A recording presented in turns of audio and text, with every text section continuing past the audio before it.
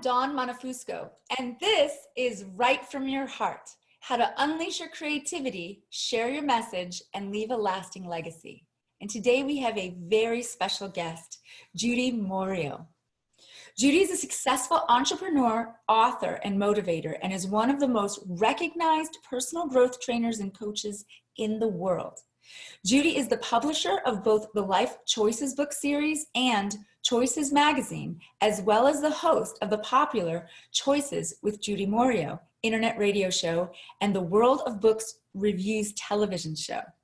She's the author of 11 books, including 2 international bestsellers, You Are More Than Enough and Conquer the Brain Drain, as well as the Fast Track Guide to Writing and Launching Your Book, an online program for planning, writing, publishing, and promoting your book.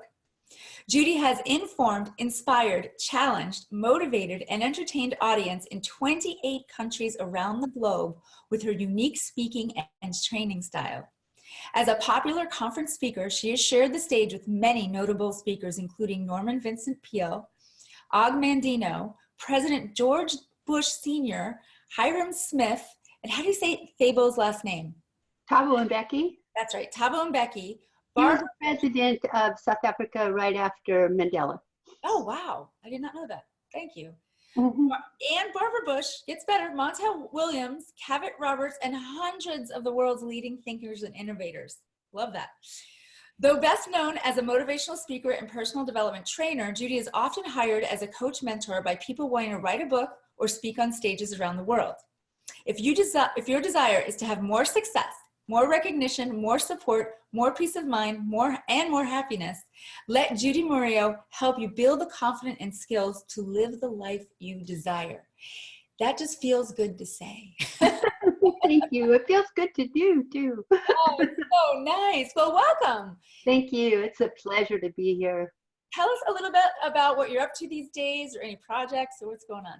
Oh, well, I'm writing a new book right now on the turning your art into cash. Oh, nice. And I discovered this because I've become an artist in the last 8 years. I had cancer and the doctor sent me to art lessons, which I thought he was nuts, but I went there and I got very involved in painting.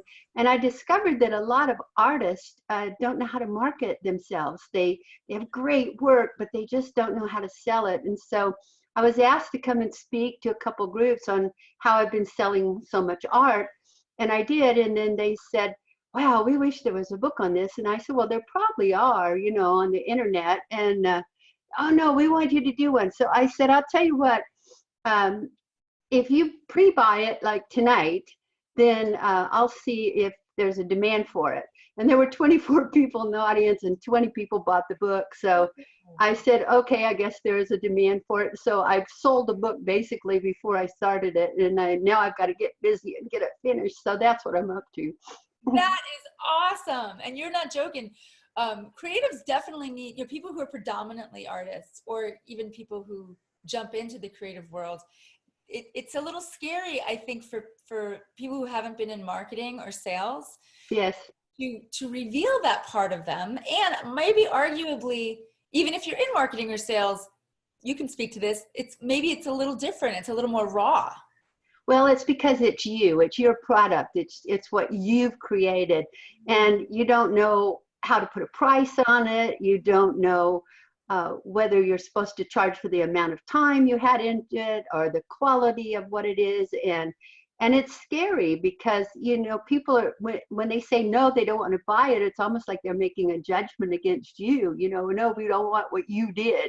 Yeah. And so I think a lot of people are afraid of that rejection. Yeah. And I guess I'm lucky. I've been rejected a lot in my life, so it doesn't scare me so much anymore. That's awesome.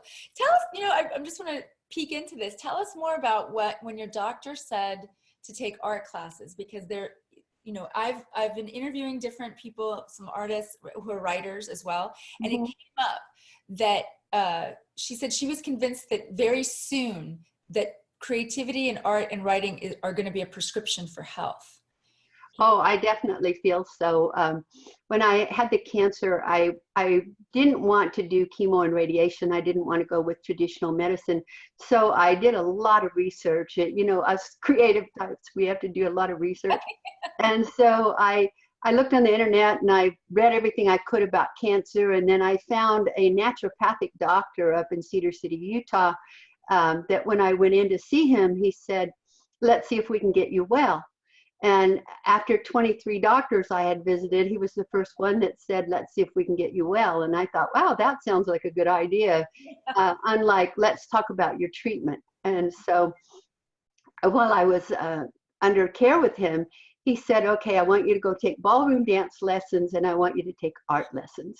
Oh And my, I said, what? Are you crazy? Why would I do that? And he said, well, you'll take ballroom dance lessons because you need exercise and you obviously aren't going to just do the gym thing, you know, so you might find something that you really like that's artistic, that's exercise that would be good for you. And it turned out it was. I absolutely love it. And then he said, and take art lessons. And I thought he had really lost his mind because I mean, I never really pursued art. I have sisters and a brother that were all artists. And I always wanted to be a writer. I never thought about art. And I said, well, why would I do art? And he said, well, because you'll go sit in a room with an art teacher and other students, and you'll be very quiet.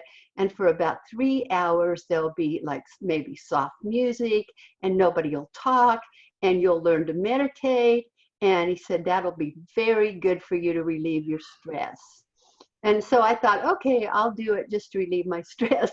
And it was funny because now, you know, 8 years later, I'm teaching art, and I show my students those first pictures, you know, compared to my pictures today. I always do that on the first lesson so they can see how bad they were compared to what they are. Because they come in and they're like, oh, we want to take from you, but your work is so good. And I say, let me show you the first ones, you know. So you have to be bad in the beginning to get good, you know. Don't be afraid of doing something mediocre or poor in the beginning. If you enjoy it, you know, that's the main thing, is to get in there. And that's what I found, was that I really enjoyed being in that room with other people who were quiet, and the room had a good feel about it. And the teacher was there in case you wanted to ask a question. And it just was a secure environment. And that's what we need when we're trying to get away from stress. that is a beautiful story. I really just, my eyes welled up. At ballroom dancing and art classes, I thought, oh my gosh, somebody's out there really doing the work, you know, like helping people. Yeah, yeah. He was a wonderful, wonderful doctor. He's moved to Montana now, and I still keep in touch with him.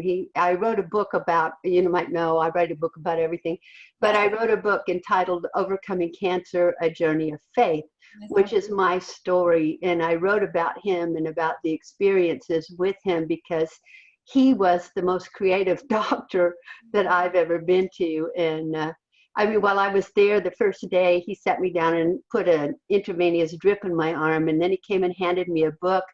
The title of it was Crocodile Tears. And he said, here, read this book.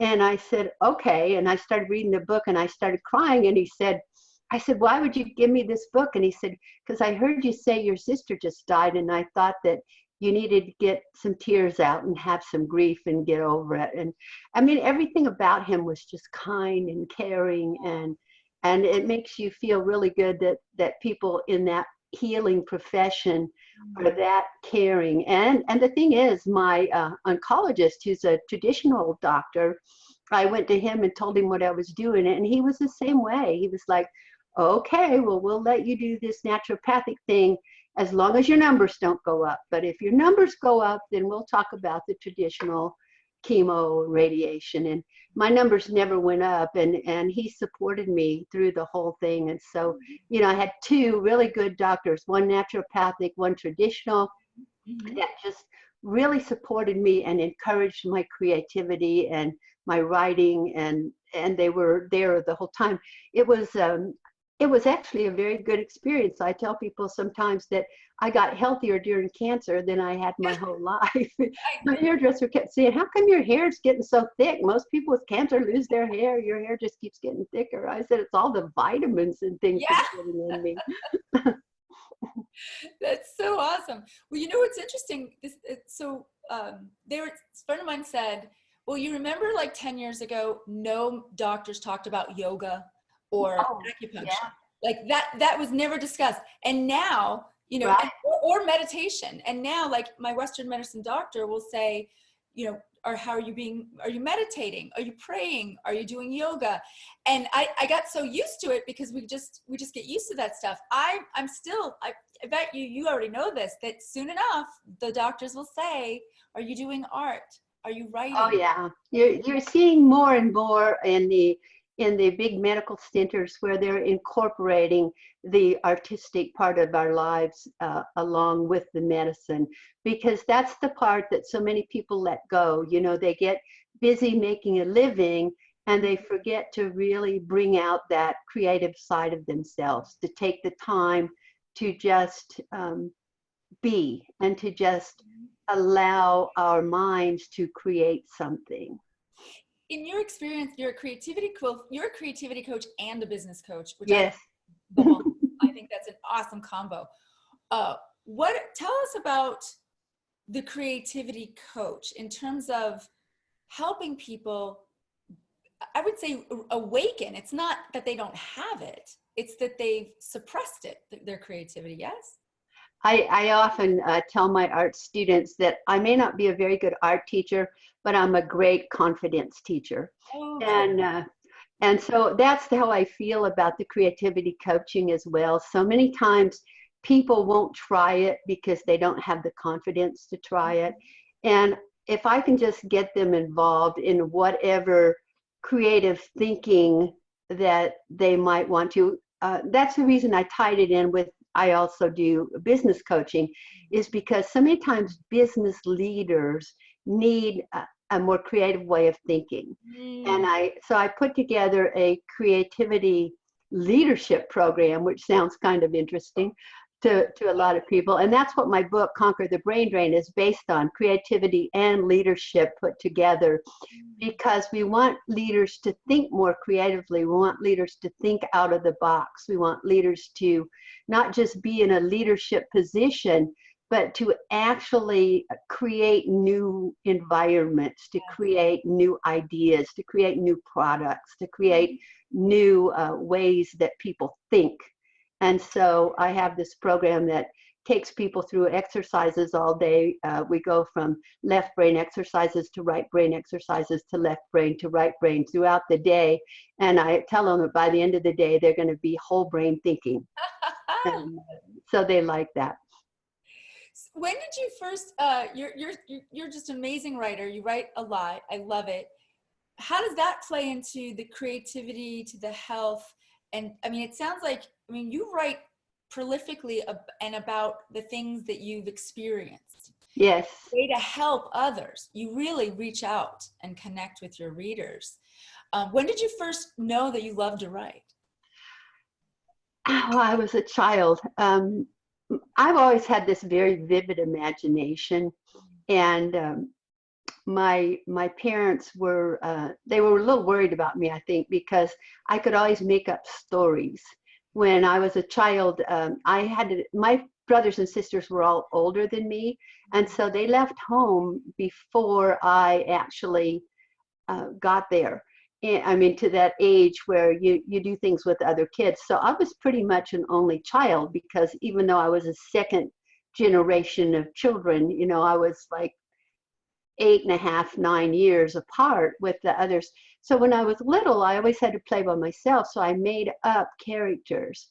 I made up friends. I had imaginary people that were in my life, and I talked about them like they were regular people, and I would talk to other people about them as though they were regular people. I told people that I had a baby sister. I had a name for, I had the whole number. And people would come to my mother and say, "Oh, we heard you had a baby." And my mother's like, "What?" And no, Judy told us. And my mother's like, "Oh, Judy has too many stories in her head." And so they were worried about me because they were afraid I was going to live in that imaginary world forever. But that's what I think is good, is that no one discouraged it, because very often what happens is we discourage children when they're using their imagination, and they have wild things and they tell wild stories. And I mean, I've always elaborated and made things bigger than they were.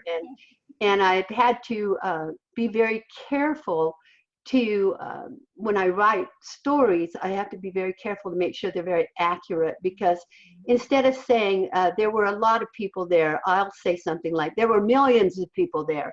And I have to be sure that I'm very accurate now in what I say, because people really, when they read it or they hear it, they take it to mean what it sounds like, which is maybe not what you actually meant when you exaggerate it.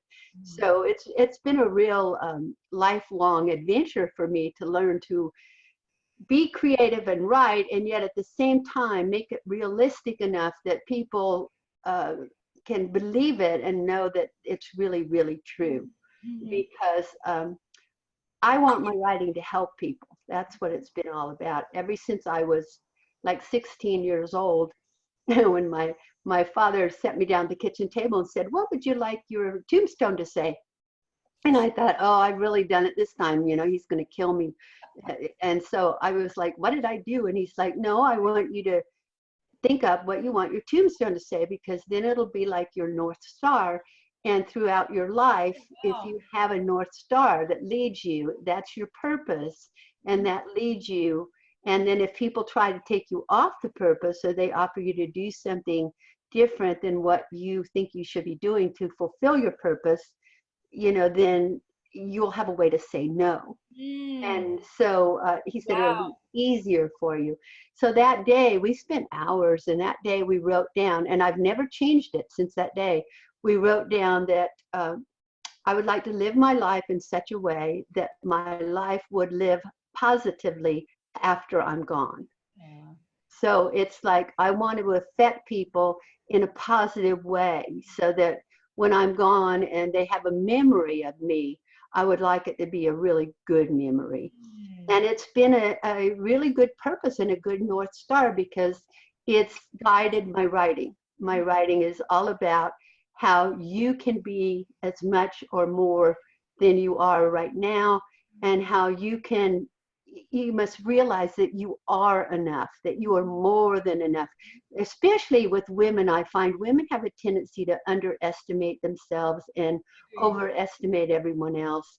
And I try to write books that will help them understand that you are more than enough. You can do whatever you want to do. You can be what you want to be, and that I'm here. You know, if you don't have anybody else to talk to, pick up the phone and call me, or read my book.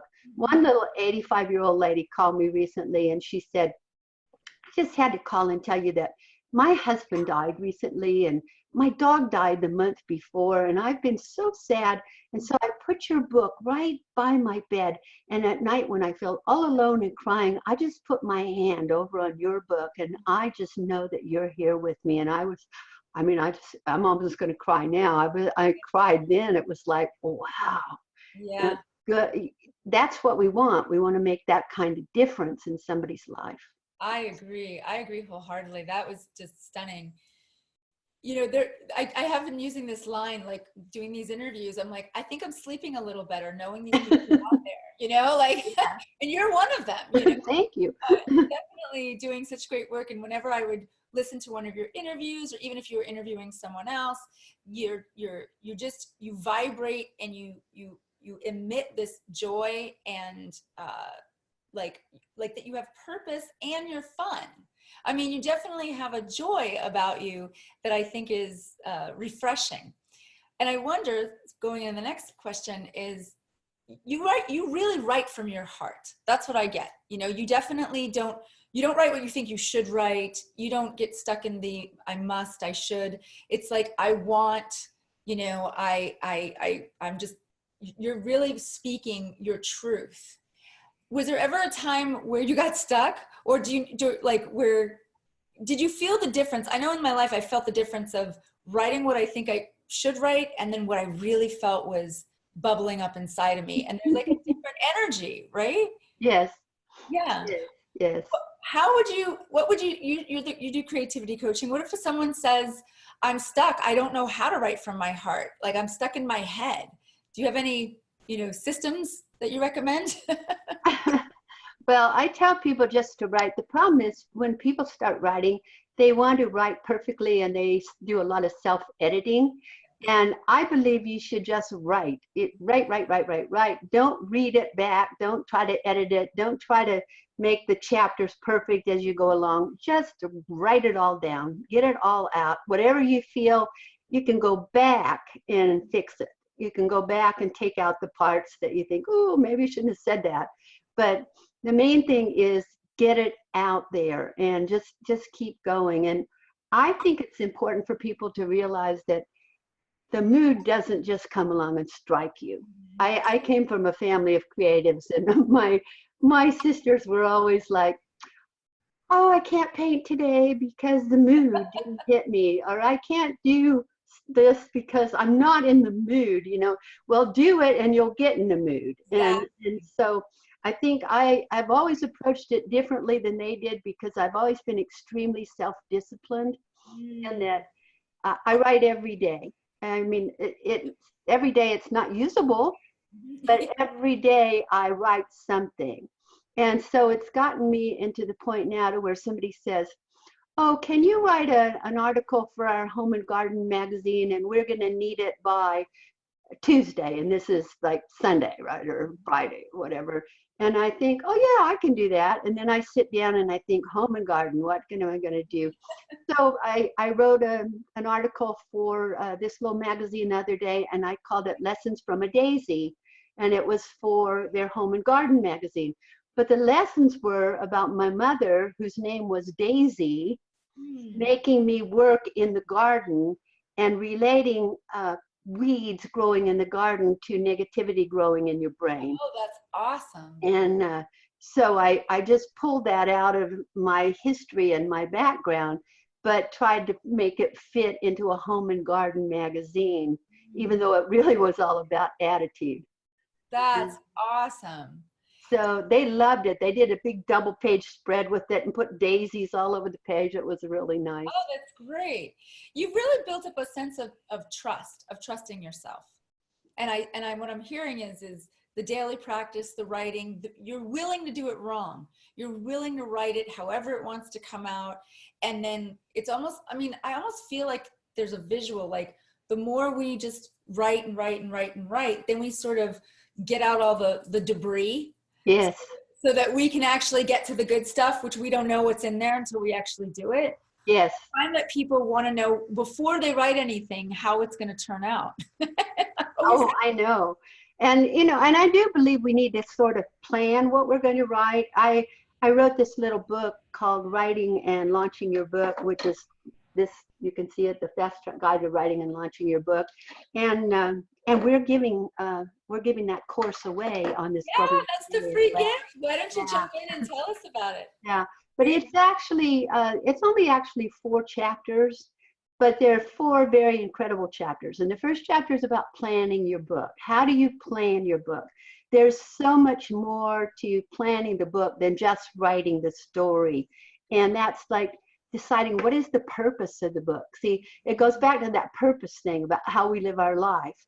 And what is the purpose of the book? There's a reason that we're going to write this book.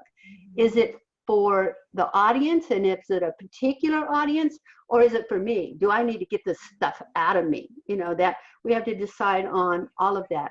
And then what would be the audience's expectation when they read that book? What are they going to walk away with? If I write a book, which I did, called You Are More Than Enough, then the audience expectation is probably that when they read it, they're going to realize who they are and that there's more to them than they even imagined.